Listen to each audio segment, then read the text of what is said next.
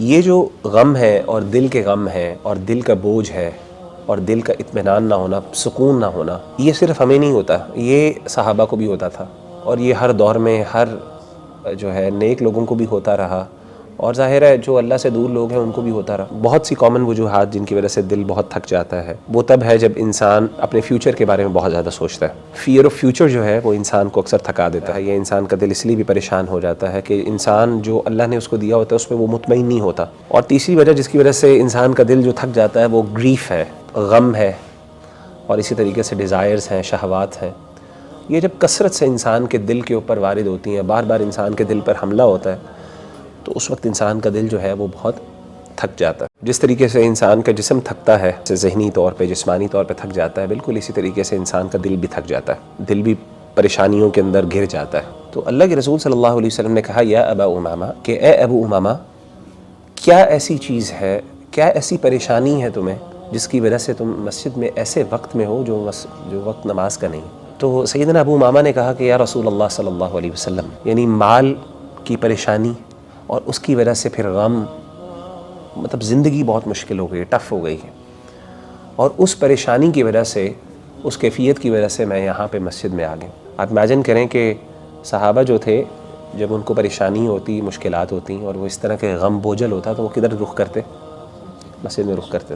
تو آپ نے کہا کیا میں تمہیں کوئی ایسی بات نہ سکھا دوں یا ایسے کلمات نہ سکھا دوں کہ اگر وہ تم کلمات کہو یا وہ دعا کے کلمات تم اللہ کے سامنے گڑ گڑا کے پیش کرو تو اللہ تمہارے غموں کو تم سے دور کر دے، تمہاری پریشانیوں کو، تمہاری انزائٹی کو تم سے دور کر دے۔ ہموم کہتے ہیں پریشانی کو۔ وَقَضَىٰ عَنْكَ دَيْنَكَ، اور تمہارا جو قرضہ ہے وہ تم سے اللہ تعالیٰ دور کر دے، یعنی وہ تمہارا ادا کر دے۔ تو انہوں نے کہا بلا یا رسول اللہ، کیوں نہیں اللہ کے رسول، میں تو اسی غم اور اسی پریشانی میں یہاں پہ موجود ہوں۔ آپ صلی اللہ علیہ وسلم نے فرمایا اذا اصبحت و اذا امسیت، جب بھی تم صبح کرو یا شام کرو، یعنی صبح اور شام کے اذکار کے اندر ایک بندے کو دعا پڑھنی چاہیے، وہ نبی صلی اللہ علیہ وسلم نے لکھا، اور وہ کیا تھی؟ آپ نے فرمایا اللہم انی اعوذ بک من الہم والحزن، اے اللہ میں تیری پناہ میں آتا ہوں ہم سے اور حزن سے۔ ہم کہتے ہیں انزائٹی سے، اور حزن کہتے ہیں غم یعنی گریف سے۔ واعوذ بک من العجز والکسل، عاجزی جو ہوتی ہے وہ بندے کی حوصلے کی کمی، اور اس میں نقص کا نام ہے، ہمت نہیں ہے انسان کے اندر، جذب یعنی مطلب انسان کو جسمانی قوت ہے، طاقت ہے، لیکن نا وہ ایک چاہت، وہ پیشن اور وہ جو انرجی ہے نا جو آپ کو چاہیے کوئی کام کرنے کے لیے، کوئی اپنا گول اچیو کرنے کے لیے، وہ نہیں ہے آپ کے اندر، تو عجز اسے کہتے ہیں۔ والکسل، کسل کہتے ہیں کاہلی یا سستی کو۔